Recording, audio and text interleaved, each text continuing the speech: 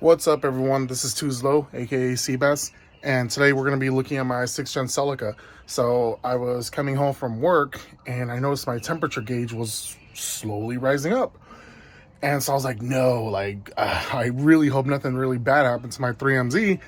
And so I'm just concerned, and I decided to pull over on the next exit, and I went to the gas station, and I was low on coolant. Well, I was low on water because I never filled up the 3MZ with coolant because I was still dialing in all the hoses and stuff and whatnot, because I did have a heater cord leak. And so I ended up fixing it because I didn't have any water leak. But I'm pretty sure what happened was, I guess the engine got pressurized and it just spit the water out from the overflow. And so I turned on my heater. I was able to calm the temperature down a bit, and I got it down. So at the gas station, I checked and I saw that there was no water in the system. So bought water, filled it up, got home safe and sound. And so I was like, you know what? I don't think that's right, or I don't think that's normal for that to happen. And so here's one thing I didn't do when I did the whole 3MZ swap, and I also didn't do it on the 1MZ swap when I had the 1MZ, and that was replacing the thermostat. Never replaced it. I don't know why, I just didn't do it.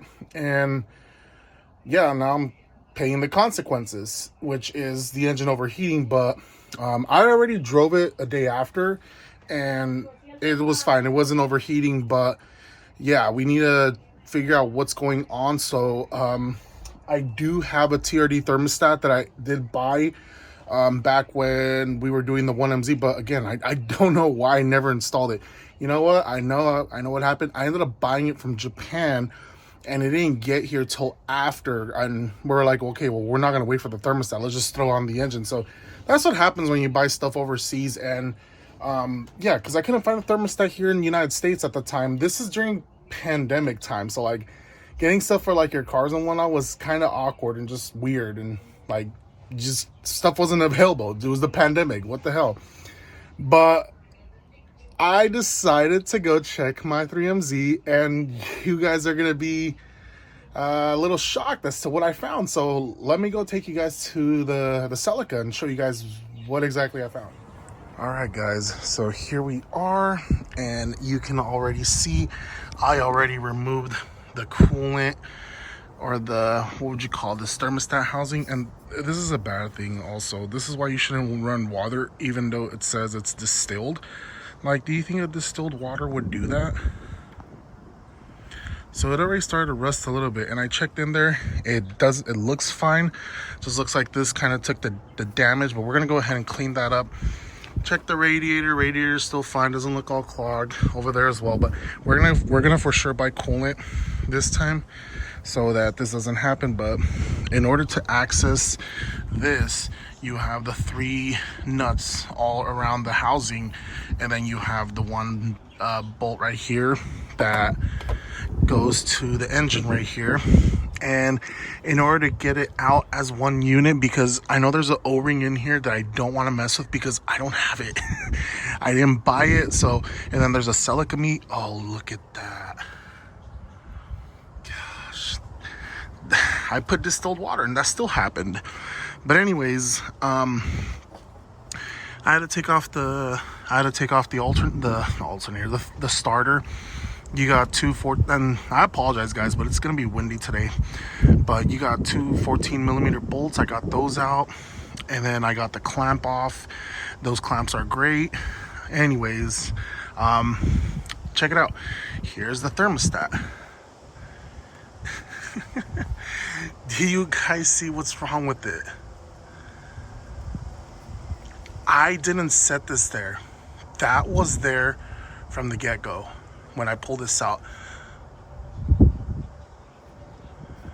So it's ripping apart. The rubber is ripping apart the inside piece, not the outside piece. That's why I didn't have a coolant leak. But check that out. That's a piece of the thermostat. So This is why it's very important to do your guys' thermostats. This, I don't remember why. I don't remember how many miles. I think it was at 130, this 3MZ. So that's about when you want to replace your thermostat. Maybe every 100 or when needed. But yeah, that's no bueno. So I'm gonna go ahead and clean this up. I'm gonna give this a good little polish and paint this probably because I don't like the way it looks. But we're gonna clean it up, we're gonna reinstall it, and we're gonna add some coolant this time. So let's go ahead and do that. All right guys, so it's a totally different day. I ended up removing the thermostat housing and the pipe that goes to your radiator hose, and I ended up sanding it and painting it satin black. It's the only thing I had available right now, so I wasn't gonna go to the hardware store. It is a different day. You can see I'm in uniform right now.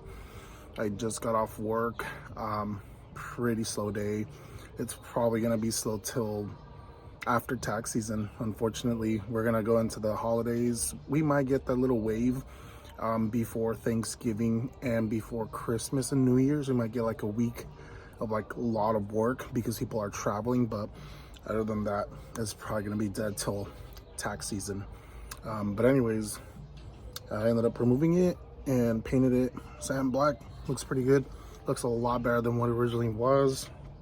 Gonna go ahead and also install a thermostat. I'm gonna hold off on installing the TRD one because I gotta get the car smogged, and if you mess with like the, I guess when the thermostat opens and closes, you might mess up, not mess up, but like you might throw off what the computer wants to find, or the coolant temperature if it wants to find. It might throw a check engine light, etc, etc. So I'm just gonna play it safe, and we're gonna put a Toyota OEM thermostat with a gasket. So I'm gonna go ahead and install it. I'm gonna turn you guys around and show you guys the engine bay. So I'm gonna go ahead and put this at the top side.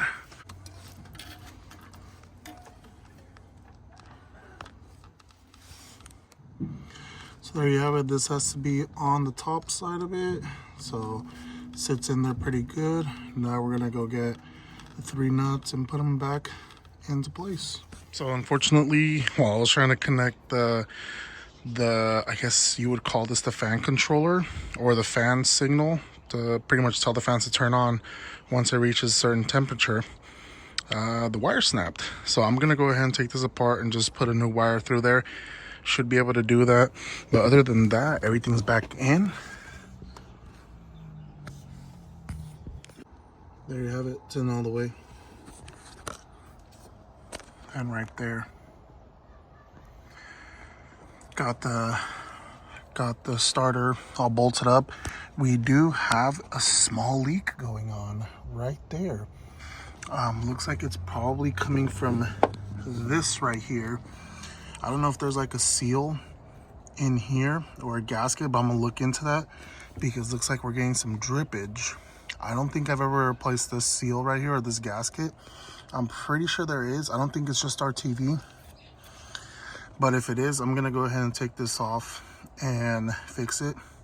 I still gotta go to the junkyard and get this connector because the tab broke on it, so I just have it held on by our TV. Kind of looks ghetto.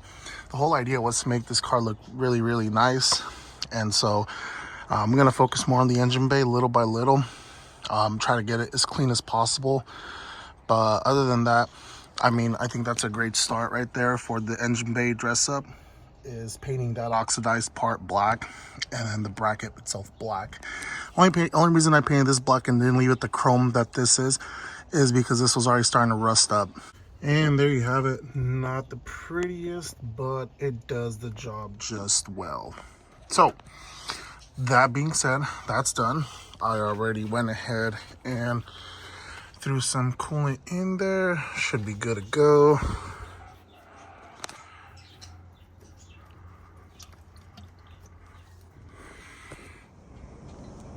Ozzy, Ozzy, Ozzy, Ozzy, Ozzy, paw. Hey, go back. Come on. You gotta give me your paw. Paw. No, no, no, no, no. Stay there. Oh my God. Paw. Come back over here. Come back over here. Come back. Paw. Give me your paw. Paw. Paw. Paw.